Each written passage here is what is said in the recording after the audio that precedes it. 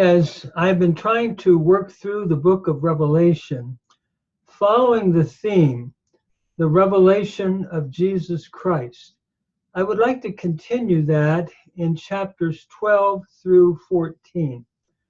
We might call that we've looked at actually 3 cycles, and now we're in the 4th cycle, each one concluding with what appears to be the coming of the Lord and the end of time. And so we are now moving into what we might call the 4th cycle. As we read this text, it begins, "Now there was a great sign, and it appeared in heaven, a woman clothed with the sun, with the moon under her feet, and on her head a garland of 12 stars. Then being with child, she cried out in labor and pain to give birth. There was also another sign in heaven." John talks about it as a great fiery red dragon having 7 heads and 10 horns, looking at great power with the number 10, and 7 diadems on his head, same way with the diadems. His tail drew a third of the stars of heaven and threw them down to earth. We're looking here at what many believe to be Satan, the dragon, and he draws with him stars of heaven. This is showing his authority over even the certain angelic realms. We know that when Satan fell, there were other angels that no doubt fell with him. And as we go on, the woman is ready to bear a child, and the dragon wants to devour this child as soon as it was born.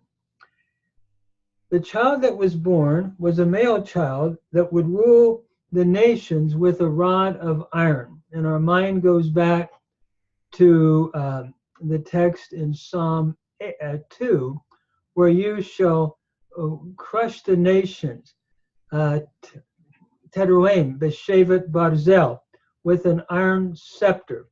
And actually, the Septuagint reads, you shall shepherd the nation, looking at the authority of the king over the nations. And this is no doubt a reference in John's mind of Christ, the Messiah.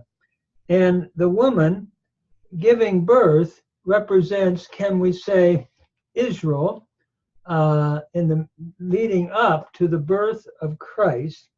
And Jesus is caught up into heaven. And our mind goes back to Herod, who tried to kill Jesus in Matthew chapter 2. And no doubt, many believe that John is referring to that. The woman then runs and finds a hiding place so she could be secure. And we're told the woman fled into the wilderness, where she has a place prepared by God that they should feed her there 1,260 days.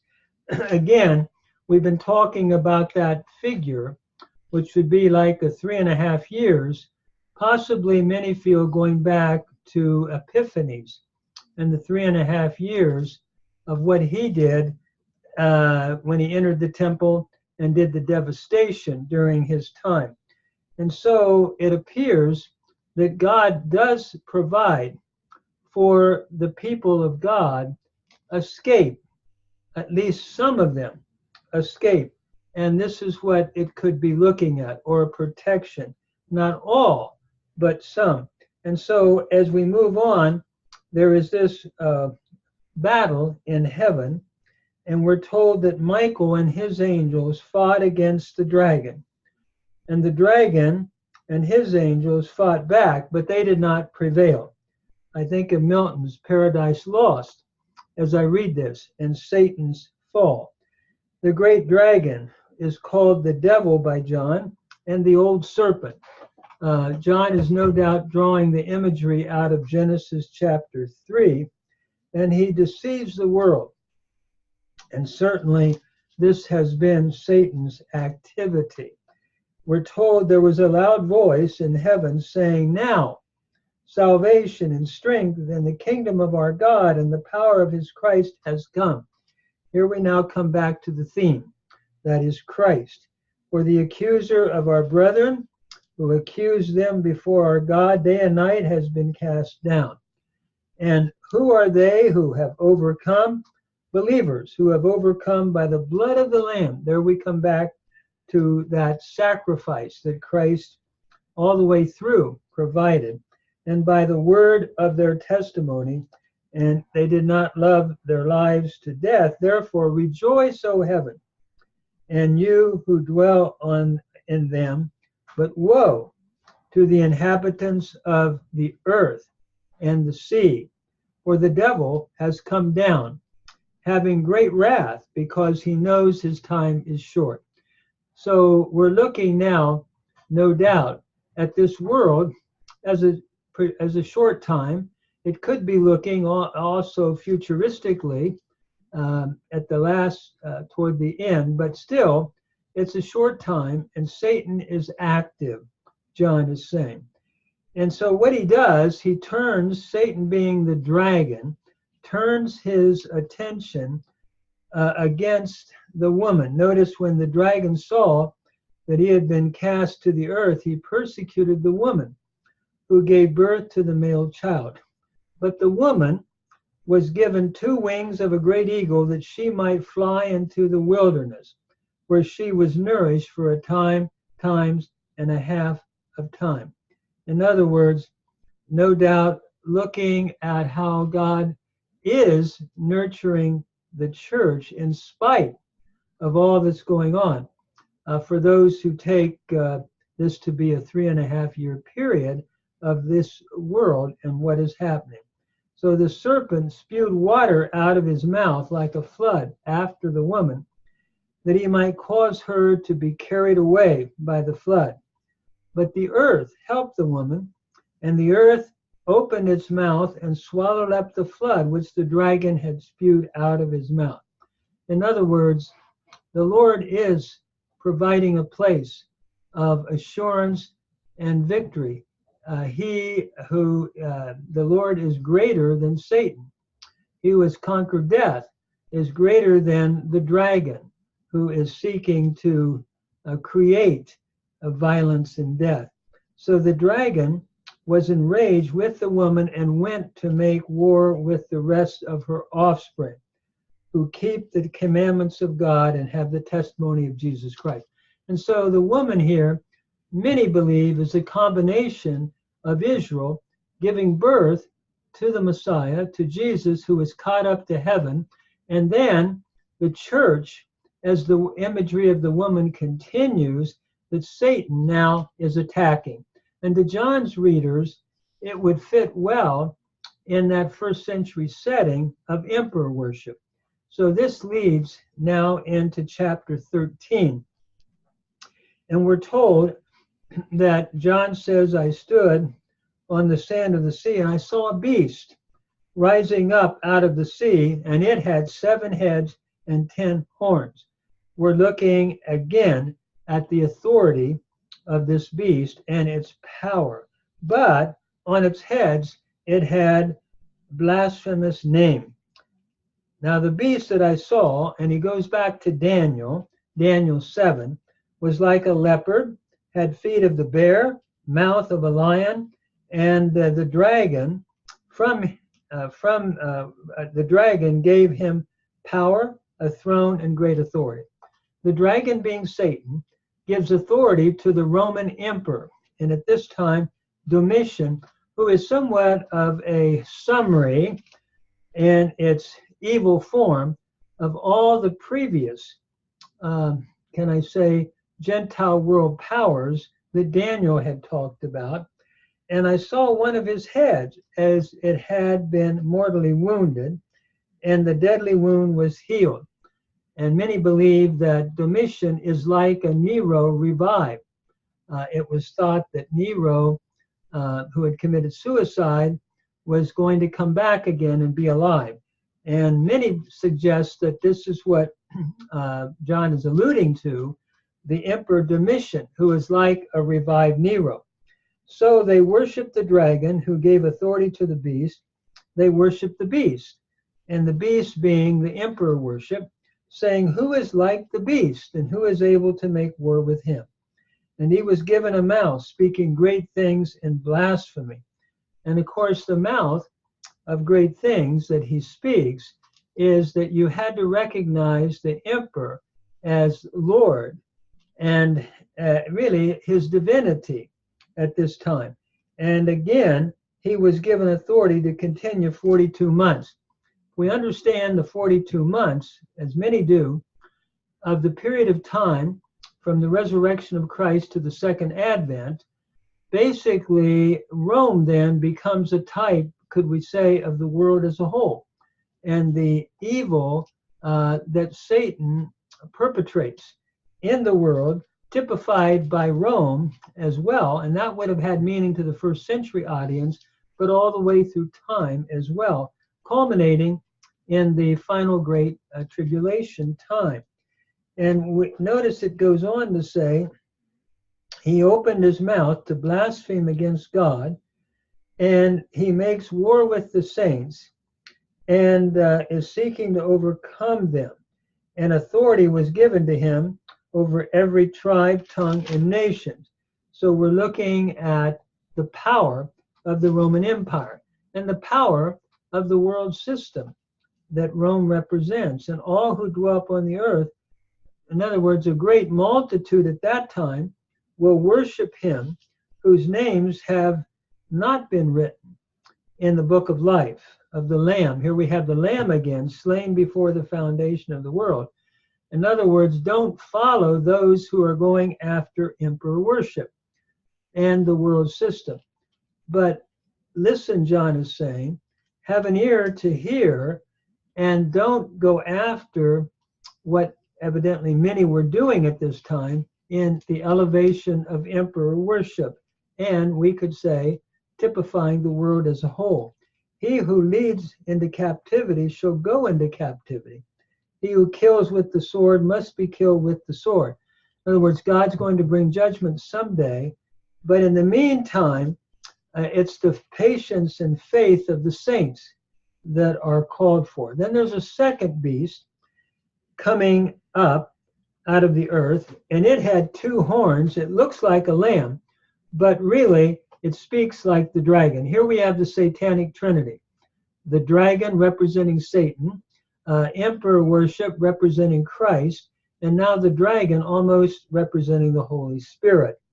And we're told that this second beast, which seems to refer to those that supported emperor worship during the time of Domitian, and we could say all through time.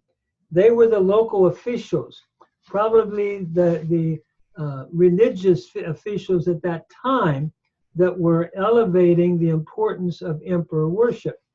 And we could say all through time, we have seen that happening where Christ is not the center, but elevation of human, can I say, worship that leads away from Christ. So as we go on, notice he performs sign, that second beast, so that he makes fire come down from heaven on the earth. Now we're looking symbolically here, in other words, doing what appears to be magical things. He has signs, and we're told that he deceives those that dwell on the earth by those signs which he was granted to do before the beast or the emperor. And we're told that telling those who dwell on the earth to make an image of the beast who was wounded by the sword and lived. Again, possibly a reference to Nero in Domitian by way of symbol, the same type of oppressive, totalitarian government, causing worship around himself, as it looks like here. So notice he was granted power to give breath to the image of the beast, that the image of the beast should speak and cause as many as would not worship the image to be killed. And we know under Nero there were many Christian martyrs, and the same type of evil was perpetrated by Domitian. He causes both small and great, rich and poor, free and slave, to receive the mark on their right hand or in their foreheads. And this was a symbol of ownership. In other words, a slave would often have a mark of ownership by their master. And so here we have that imagery of ownership, those that are going to be owned by emperor worship. And it's not a literal mark, but a symbol of they're giving themselves over to disobey really the true king and worship the emperor. And we're told that no one could buy or sell except the one who has the mark or the name of the beast. And it's interesting, the name is then, or wisdom, I should say, one can understand the number, I should say, the number of his name is 666. And so we ask the question, what is the text saying here? You can't buy or sell unless you have that number, unless you recognize him. I appreciate, again, what Metzger has said, and this is on page 76 of Breaking the Code. He writes, throughout the Roman Empire, every transaction of buying and selling, if it involved the transfer of money, meant handling imperial coins. Around the head of the emperor on a coin were titles, including in some cases references to his being divine and worshipful. It is such coins that John refers to as bearing the mark of the beast, without which no one can buy or sell. Verse 17. And so consequently, resistance by Christians for the code of the emperor would entail the very worst consequences, being subject to economic problems as well as to persecution. And what we can say is, in a sense, that has continued through time, that Rome, becoming a type, as we're trying to see it, of the world system, it has always elevated everything except Christ, or elevated itself rather than Christ. And those that don't go along really suffer economically many times and also through persecution. So I think John is speaking to his audience symbolically as well as really through all time, including today even and into the future if the Lord tarries his coming. So what is 666? Well, it's interesting when you think of the name Neron Kaiser, we have that number. For example, in Hebrew, Nun means 50. Resh, 200. Vav, 6. Nun, again, 50. Kof, 100. Samik, 60. And then Resh, 200. When we add this up, what it spells in Hebrew is Neron Kaiser, which goes back to Nero. And that's 666, showing incompleteness. We don't have 7. 7 is completeness. This is a very human God, so to speak. I put that in quotation marks. Humanly elevated divine figure in Domitian, who is like Nero. And I think the reader would have thought, yes, we're seeing another Nero brought back. By the way, in some manuscripts, it has 616. And the reason for that is if you drop off, if you have Neron, Kaiser, and you drop off the final Nun of Neron, you end up with 616. If you add it, you have 666. And so it seems pretty clear that this is what John's readers would have clearly understood. Often we hear so many things about what is the 666, what does it mean? But I honestly think that if you go from Greek to Hebrew and take the numbers that we have in Hebrew, because in Hebrew, numbers were used to mean certain things, and the alphabet was used to mean certain numbers. For example, if you take the name David, Daled, Vav, Dalet. Dalet is 4, Aleph, Beit, Gimel, Dalet, Hey, Vav. Vav is 6, Dalet is 4. If you add it up, you end up with 14. This was a way of thinking, what we call gematria in the Jewish world. And I cannot help but feel that John's doing the same thing here with Neron, Kaiser, saying, look, those that know Hebrew will be thinking, yes, the emperor now, Domitian, is like a Nero come back, a resurrected Nero. And so I think that's the context that the early first century readers would have understood. And we can apply it to any kind of Domitian activity through history. And how, again, anything that opposes Christ is 666 in a sense, even including the final, we might say, antichrist or anti-Christian system.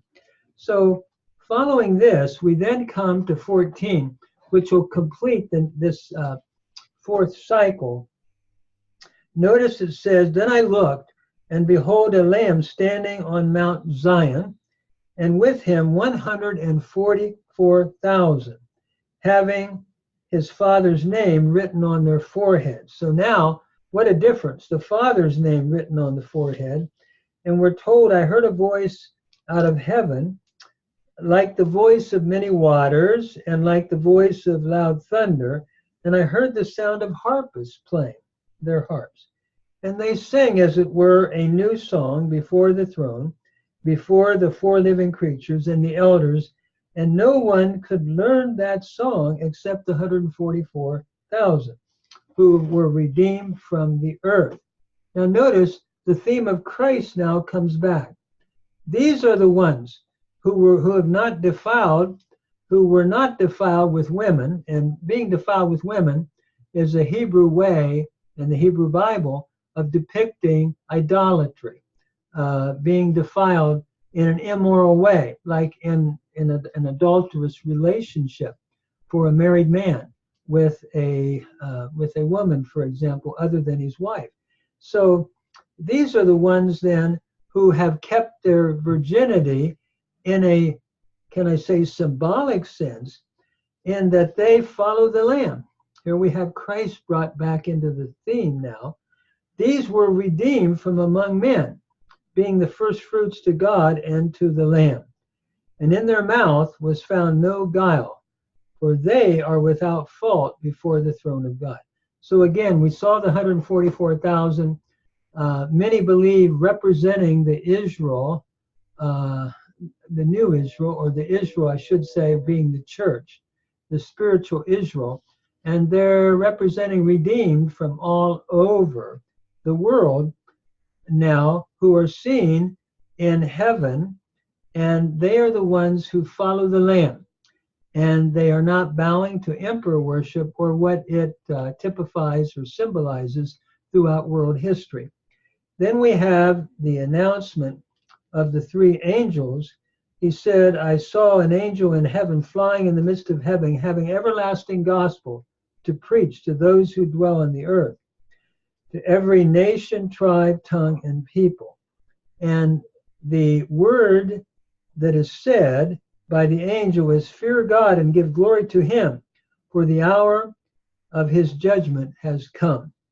And worship him who made heaven and earth. Don't worship Domitian. Don't worship the emperor or any other type of, say, what Domitian can symbolize as a type of. And another angel followed, saying, Babylon is fallen, the great city, because she has made all nations drink of the wine of the wrath of her fornication. But by the way, the second angel is describing the fall of Rome. And in the Hebrew scriptures, Babylon, when it fell, we had a song written about that in the Hebrew scriptures. Now we're seeing the same thing applied, many commentators believe, to the Roman Empire, which is a type, again, of the world system, if we're taking this interpretation. And Babylon is representing that symbolically. Then a third angel says, if anyone worships the beast in the image and receives his mark on his forehead or on his hand, he himself shall drink of the wine of the wrath of God, which is poured out with full strength into the cup of his indignation, and he shall be tormented with fire and brimstone in the presence of the holy angels and in the presence of the Lamb, and the smoke of their torment ascends forever and ever. They have no rest, day or night, who worship the beast and his image, and whoever receives the mark of his name. So here is the patience of the saints. Here are those who keep the commandments of God and the faith of Jesus. And now we come back again to the victory of Christ. Then I heard a voice from heaven saying to me, Write, blessed are the dead who die in the Lord from now on. Yes, says the Spirit, that they may rest from their labors and their works follow them. So again, Christ gives victory over that eternal judgment. The symbolism here is looking at eternal judgment, but it's not that God is inflicting that. It's because people, by their free will, John, many believe, is saying, and it seems to fit with what he's saying, that people have a will to either accept the real Lord and King, which is Christ, or to follow Domitian, symbolizing the opposite. And one of the important things, again, I think that John is saying here, make sure that we should all make sure that our faith is in Jesus, and not by free will just decide we don't care about Jesus, because he's the source of eternal life. And to not have that is really to not be able to share in that, to have the opposite. So I think this is what John is trying to encourage his readers to keep on keeping on with Christ, in spite of what's going on with the Roman Empire, with emperor worship, and then all through time. The application could be made even into the future to be faithful, to follow the Lamb, and to make him the one that we have our confidence in, and be faithful to him, and the works will follow in eternity because of that faithfulness, if we are faithful and serve him. And then he has the harvest scene. This is where I think the cyclical, the fourth cycle then comes to an end. He says, I looked, and behold, a white cloud, and on the cloud sat one like the Son of Man, having on his head a golden crown, and in his hand a sharp sickle.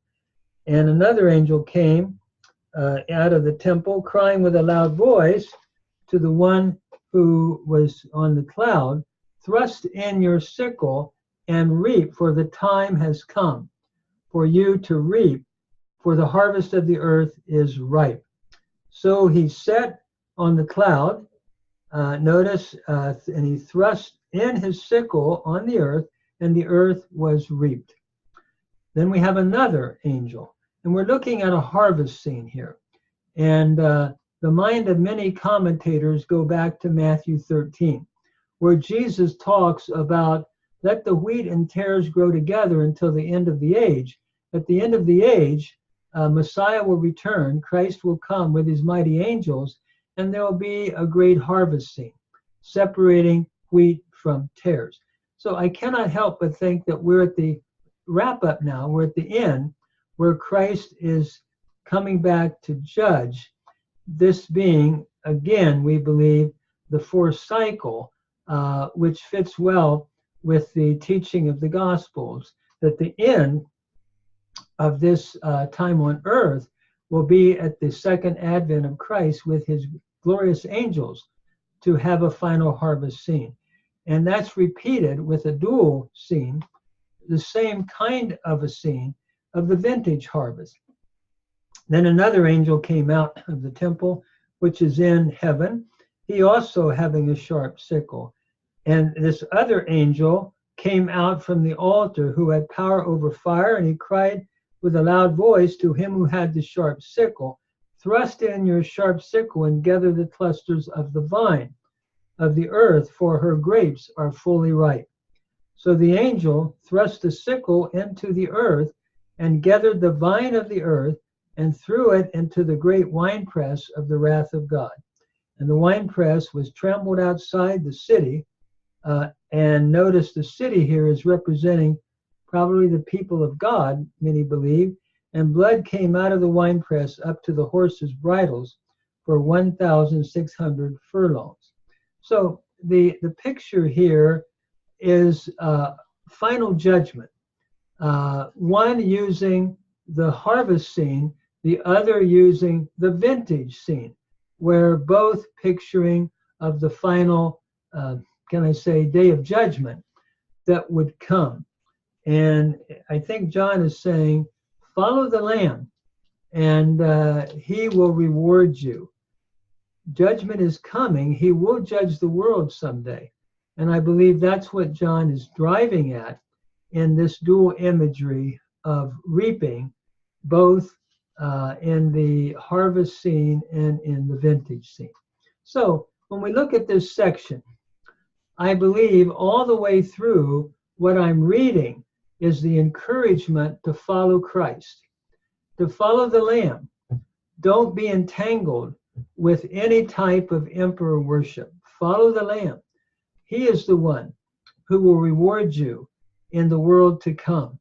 And this seems to be repeated over and over, but yet Satan and his Trinity is always busy, all the way through time, starting with what would have had meaning, I believe, to a first century audience, that is the emperor worship system, and then all the way through time, Rome and emperor worship becoming a symbol, in a sense, of the world and its constant deification over against the true deity, which John is saying is Christ and the Lamb.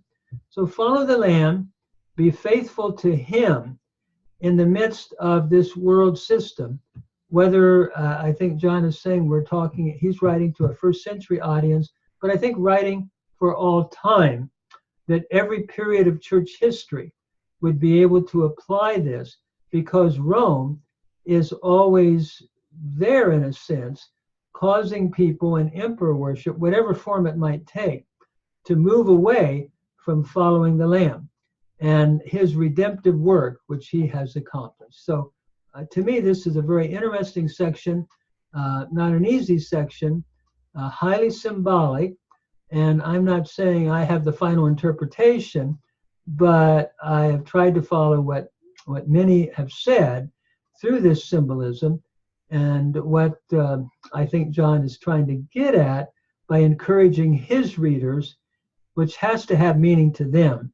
It can't be, I don't believe, that John is writing just to people today, but then through all time, that follow the Lamb, be faithful to him, and don't follow what Rome at that time symbolizes and is about. And that is any elevation of anything else, human, other than the divine Lamb who has conquered through his redemptive work upon Calvary and in his glorious resurrection.